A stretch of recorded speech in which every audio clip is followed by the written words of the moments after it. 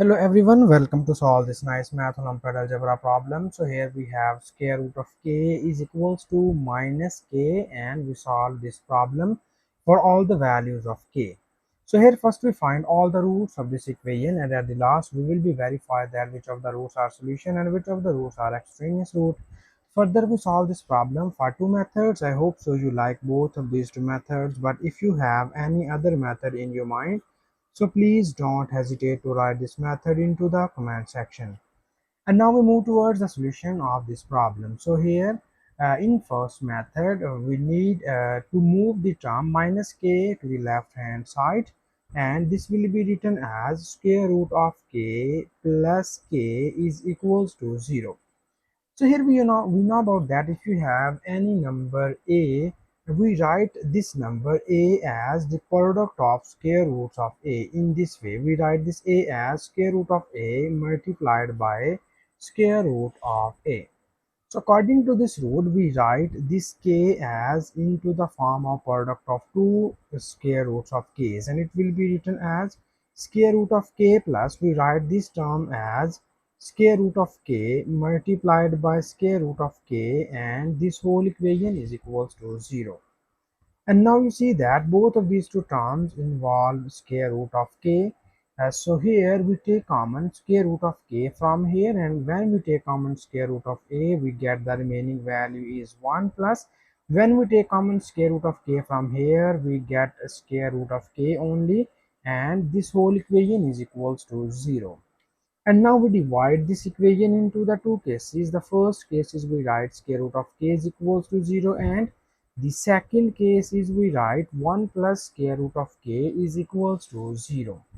So from here we need to remove square root sign, and for this we apply squaring on both of the sides. So when we apply squaring, this will be written as this 2 and the square root are gone, and we get here k is equals to, this is 0 square becomes here 0.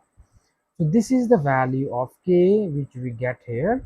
And now further in the next step we need to move the value plus 1 to the right hand side, and this will be written as square root of k is equals to minus 1. And now in the next step here we need more simplifications, and this will be written as we apply squaring on both of the sides in order to remove this square root sign. So this 2 and this square root are gone, and we get here k is equals to, this is minus 1 square, and minus 1 square becomes here plus 1. So this is the value of k. So we have, these are the two values of k which we get here in this method. And now in the next step we need to verify that is this value of k be the solution, or is this value of k be the extraneous root.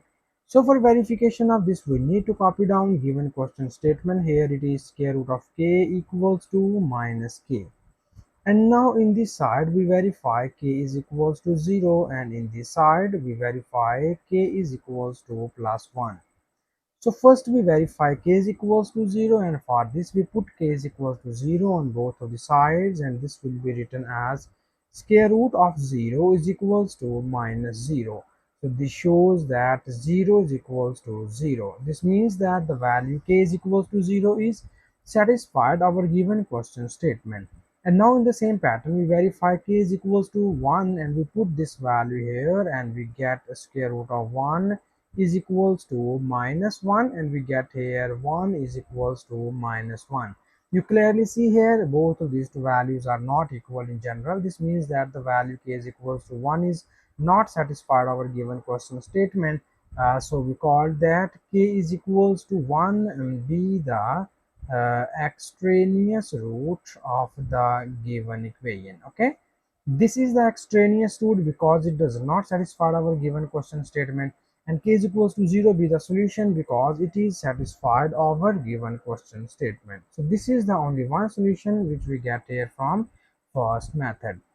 And now we again solve this problem for second method, and for second method we need to copy down given question statement. Here it is square root of k is equals to minus k. And now here in this method we remove square root sign, and for this we apply here directly squaring on both of the sides, and this will be written as in this form. So here you see that this 2 and this square root are gone, and we get here k only. And in the next step, in the right hand side, minus k square becomes plus k square, and this implies that we move k from left hand side to the right hand side, and we get k square minus k is equals to 0.